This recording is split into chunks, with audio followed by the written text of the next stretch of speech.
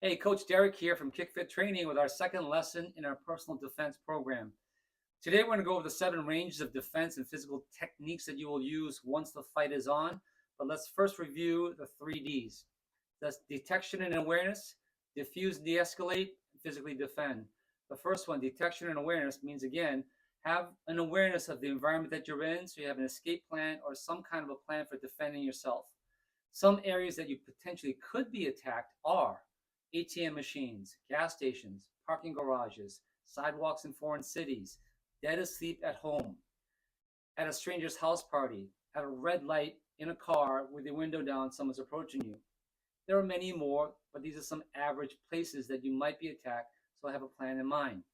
Second part of that is avoid the rules of stupid.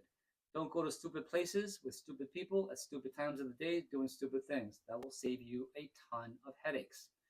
The second part, diffuse and de-escalate. That means you were not aware, you weren't paying attention.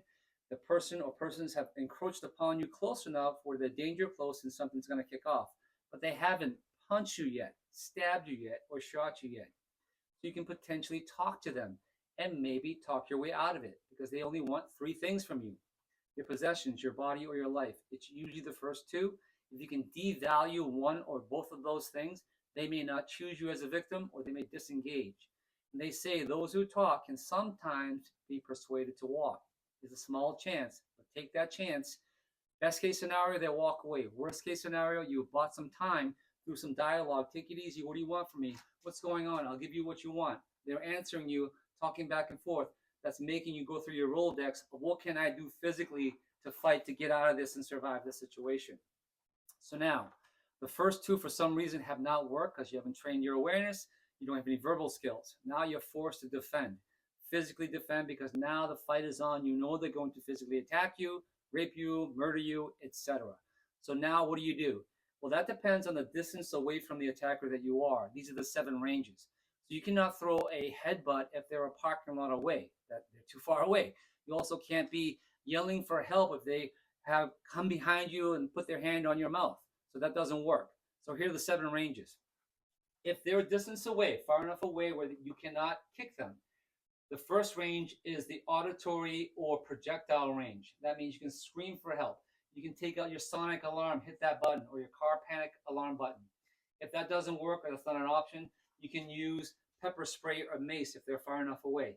If that doesn't work and the option is there, if you have a firearm, you train your license, you're prepared, you're willing, and the danger is imminent, where you are in mortal danger. If you have a gun, a knife, baseball bats, they're coming at you, swinging, stabbing, or shooting. Now you have a legal right to shoot back and defend yourself. So again, very important. You don't shoot another human being because they're yelling insults from another car. You will go to prison. So you must be sure that the danger that you're facing is equal to the violence that you're willing to give them back. Okay, so the first range is projectile range, projecting your voice, sonic alarm, pepper spray, gun, a rock, a bottle, you're projecting something away from you. They're closer now, so the projection range isn't going to work. That's kicking range, and that's going to be from your startle flinch response where you're scared in this position here. You're going to have a snap kick to the groin, a punch kick to the groin, a punch kick or heel kick to the shin, a heel kick to the stomach or solar plexus. Now they're getting even closer. That's going to be your punching range or arm range, palm strike to the throat, palm strike to the punch to the throat, punch to the solar plex, a punch to the groin. They get even closer now. That's going to be an elbow strike under the chin, elbow strike in the side of the neck, a knee strike to the groin. They're even closer now. That's going to be a finger jab to the eye, a palm strike under the chin, a palm slap to the face, a palm slap to the ears. They're even closer now. Your arms can't move. Headbutt to their face or eyes, a bite to the side of their cheek. They're even closer now. You can grab a body handle like the family jewels, twist, yank, and pull. A love handle, twist, yank, and pull. Ear, twist, yank, and pull. Hair, if they have it, twist, yank, and pull. Anything you get a hold of, twist, yank, and pull. So we have what's called a Range Rover or CWCT, closest weapon, closest target. So if you're pinned like this, you can't throw a kick. You must throw a headbutt, a bite. If they move a little bit, move your elbow up. Maybe you can grab something here, twist and pull. Now you have the distance to maybe throw a knee. Now an elbow. Now a punch. Now a kick because now they're getting further away from you. So your attacker decides what tool you use. You don't. So if you practice your front kick and you're really good at it, but you're this close and they've got your arms pinned, well, it's not going to work. So you have to have the range or the tool for the range that you're in. The submissive posture. Why is that important? When you are in a situation and you're panicking, your natural response, hands up, protecting yourself. This is very normal. It's called a startle flinch response. So from here, you're going to practice in your submissive posture. Take it easy. What do you want from me? I don't want any trouble. I'll give you whatever you want. Now you're buying time. What they don't know is from this position here, you've got all your tools ready to go. They think you're submitting, being passive. You're thinking, get a little bit closer, elbow comes up, knee comes forward. Okay? So this is important to understand this concept, because if the fight happens physically, there probably will be a second fight in a courtroom where you have to prove your innocence, that you were the victim defending yourself versus a trained fighter or self-defense person or whatever. Have an ego match and you're showing them and teaching them a lesson. That's going to make you the predator and not the prey, the attacker and not the victim.